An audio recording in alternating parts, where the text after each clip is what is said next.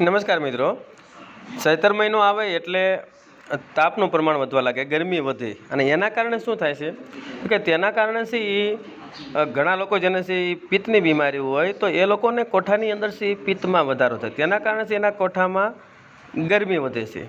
હવે આ ગરમીની અંદર છે આપણે ઘણી બધી એવી વસ્તુ હોય છે, ઘણો બધો ખોરાક એવો હોય છે કે જે આપણને તે પિત્તમાં પણ રાહત આપે અને ગરમીની સામે રક્ષણ આપે છે। એમાં એક છે એ દૂધીનો હલવો છે। હવે આ ધમધોકતા તાપની અંદર બળબળતી બપોરમાં જો આપણને હલવો મળી જાય તો અહીંયા આપણે જુઓ કે મેં અહીંયા હલવો બનાવ્યો છે અને હલવાની અંદર છે એક દૂધી સમારી અને કડાઈમાં નાખીને સ્ટવ પર મૂકી દીધી છે। એમાંથી પાણી બળી ગયા પછી તેમાંથી 5 થી 7 ચમચી છે આપણે ઘી નાખ્યું અને ઘી નાખ્યા પછી તેને થોડોક સમયથી એને સાંકળવા દીધું। સાંતળ્યા પછી હવે ટેસ્ટ માટે છે તેમાં છે આપણે 250 થી 300 ml જેટલું છે દૂધ ઉમેરી અને થોડોક સમય થોડીક મિનિટો માટે છે એને જ્યાં સુધી દૂધ ન બળે ત્યાં સુધી સ્ટવ પર મૂકી અને આપણે છે દૂધને બાળીશું અને તાવીથા વડે છે હલાવતું રહેવાનું જેથી છે નીચે દાજી ન જાય।